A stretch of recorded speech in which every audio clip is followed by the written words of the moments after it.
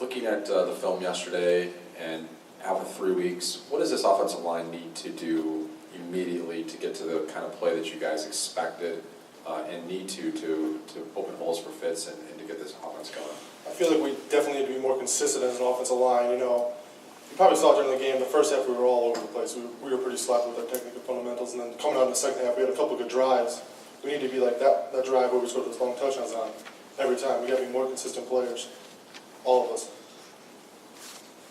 So what were some of the teaching points you guys kind of harped on while you were watching that film? Just all like technique and fundamentals. Some people, like their hands are outside, too high, or blocking, like our assignments, I guess, were wrong. We got to be more consistent on all those. Is that a mental thing? I mean, when you say all over the place, I mean, what does it all come back to, I guess? It always comes back to technique and fundamentals. You gotta have good technique and fundamentals in everything. You gotta, no matter who you're playing, no matter what, you gotta really be focused on that.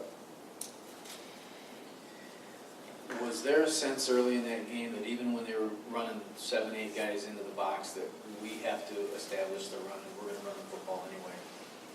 Well, that's always what we try to do as an offensive line. You know, we want to get that run going, and especially feel like in that game, like we were struggling, so we were all really trying to focus on getting that going.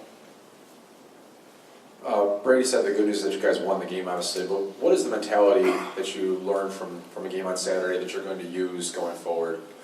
I feel like we can't take any team for granted. You know, every team that we're going to face, they're playing Michigan. They're going to bring their best. They're going to bring their A game. And we got to realize that no matter who it is, they're bringing their best game. And we got to be ready for that. Well, Coach Hoke mentioned that Akron ran quite a few more bear fronts or 46 fronts than you guys kind of anticipated going into the game.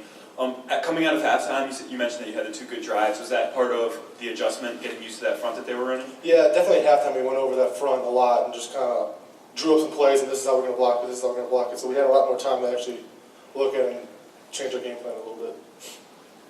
3 games in, how would you assess the play of 3 interior guys, and what areas have they made improvements? What areas do you think they still have work to do?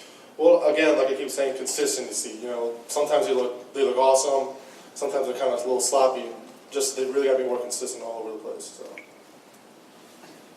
How hard is it to go from that under the lights, packed out Notre Dame, all the excitement, and then through a week of practice for a game that everybody's telling you guys that you were supposed to win so big?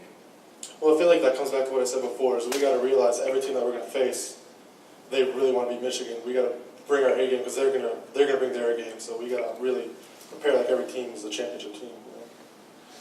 When Coach Hope throws a Sunday practice at you, full pads and stuff, and you guys hear that, did you feel a difference in terms of the intensity because of that, or do you think the guys were like, oh no, this is? Well, we took it as a way to improve. You know, coming from a sloppy game, we just got to start improving. It started yesterday with that practice, so took it as an opportunity to improving it better. One thing that Taylor talked about after our Saturday's game was about the importance of improved leadership and setting examples. He's very emotional about it as well. What do the seniors and the leaders on this team, what do you see them doing so far to really, kind of follow through on those words? You know, we got a lot of young guys on the team, and a goal, like for me, being a senior in the South Carolina, and the 3 new guys, I'm just trying to pass on my knowledge, pass on as much as I know, especially with this first away game coming up. You know, I'm just going to try to help them get prepared for an away game environment, I guess.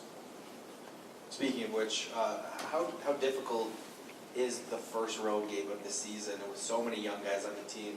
What are some of the concerns in traveling and getting into the hole?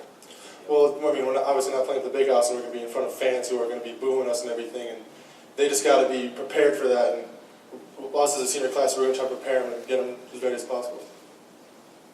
Have you practiced at all on the interior of the offensive line this year, or has it been strictly tackle?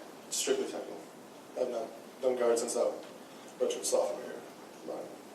Last week, Drew Dealey was in here and he said that Jake Butt had put on a ton of weight in between spring camp and fall camp. Can you talk about kind of his development throughout the year and what you've seen out of him? Yeah, when he was an early guy. He came in, he was kind of a little smaller and a little skinnier and everything. Kind of like the receiver. Now he's definitely built up, and I've seen a lot more improvement in his run blocking skills. He's definitely, that strength he's added definitely helped him. He's definitely becoming more of a better run blocking tight ends.